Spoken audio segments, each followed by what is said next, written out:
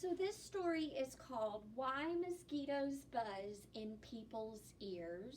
And this is an African folktale, so it was retold by Verna Ardema, and pictures are by Leo and Diane Dillon. And this is an 8R test, so when I get done reading, I should have a link to Renaissance, so you can go click the link to Renaissance and you should be able to go online and take the test. I'll also give you the quiz number too. One morning, a mosquito saw an iguana drinking at a water hole, and the mosquito said, "Iguana, you will never believe what I saw yesterday." "Try me," said the iguana, and the mosquito said, "I saw a farmer digging yams that were almost as big as I am." "What's a mosquito compared to a yam?" snapped the iguana grumpily. "I would rather be death than listen to such nonsense." And then he stuck 2 sticks in his ears and he went off meck, meck, meck, meck through the reeds. The iguana was still grumbling to himself when he happened to pass by a python. The big snake raised his head and said, "Good morning, iguana." Well, the iguana did not answer but lumbered on, bobbing his head. Bada-bing, bada-bing. "Now why won't he speak to me?" said the python to himself. "Iguana must be angry about something.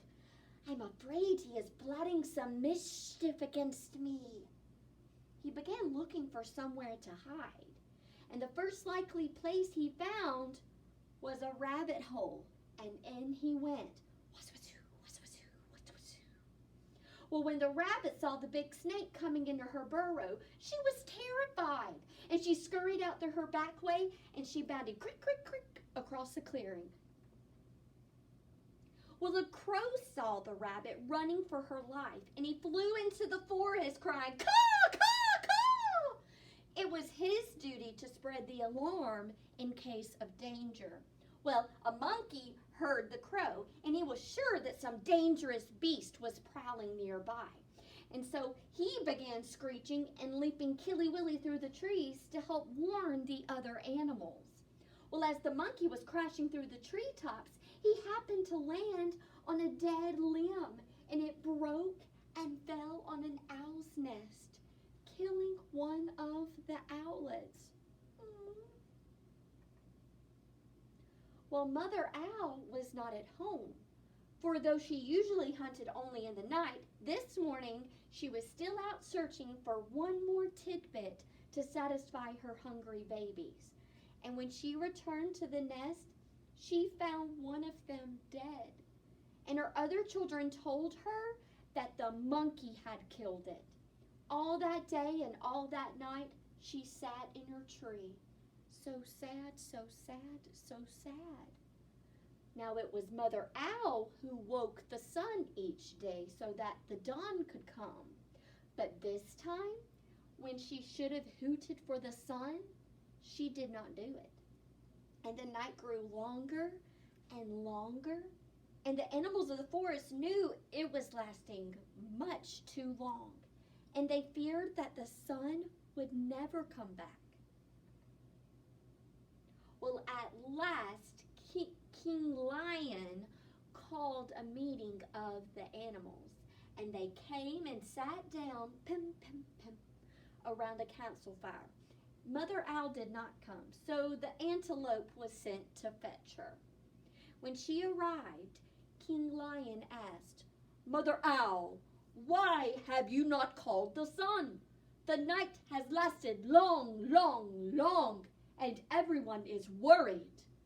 Mother Owl said, "Monkey killed one of my owlets, and because of that, I cannot bear to wake the sun." The king said to the gathered animals, "Did you hear that it was the monkey who killed the owlet, and now Mother Owl won't wake the sun so that the day can come?"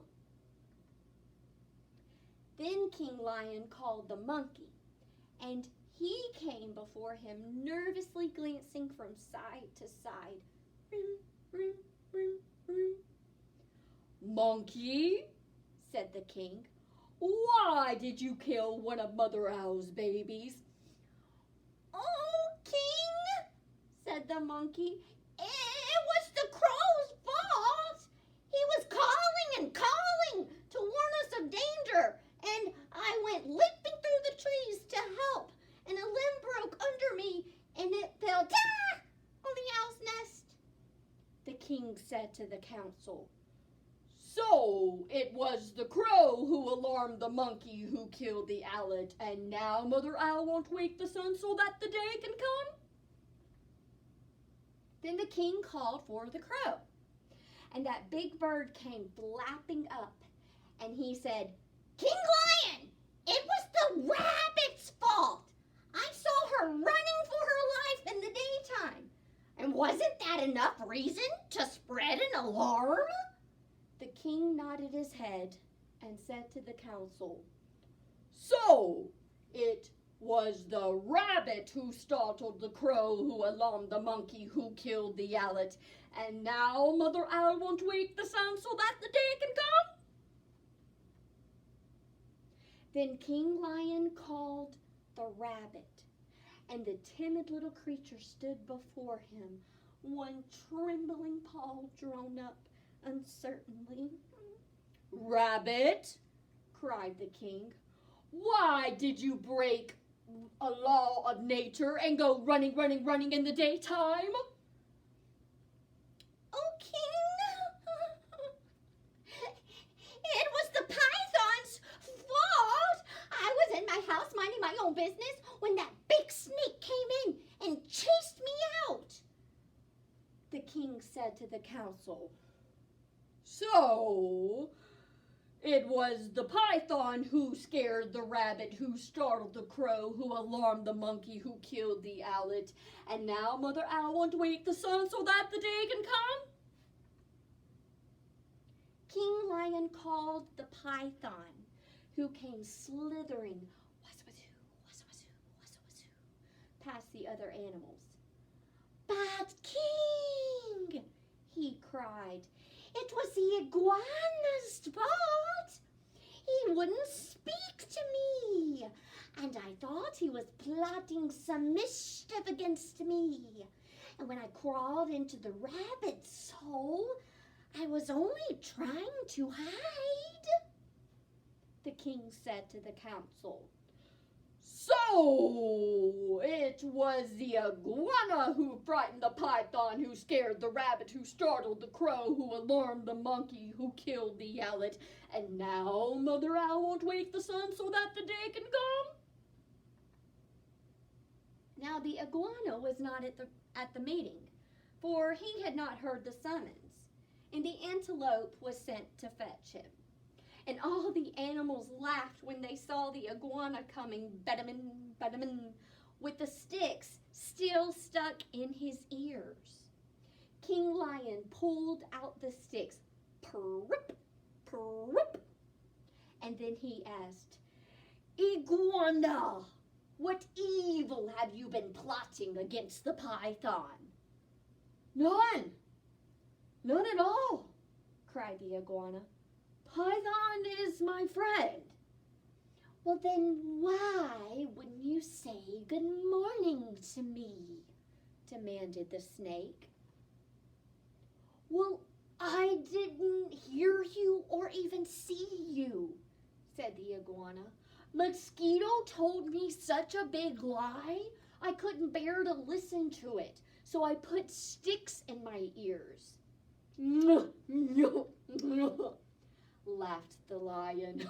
"So that's why you had sticks in your ears?" "Yes, it was the mosquito's fault," King Lion said to the council. "So it was the mosquito who annoyed the iguana, who frightened the python, who scared the rabbit, who startled the crow, who alarmed the monkey, who killed the owlet, and now Mother Owl won't wake the sun so that the day can come?" "Punish the mosquito! Punish the mosquito!" cried all the animals. And when Mother Owl heard that, she was satisfied. She turned her head toward the east and hooted, "Ooh, ooh, ooh," and the sun came up.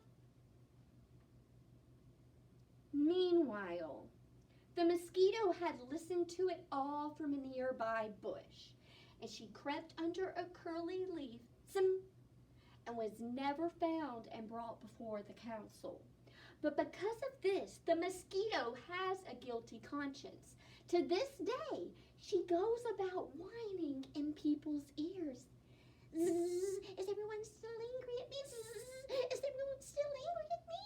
And when she does that, she gets an honest answer. Kapow! The end.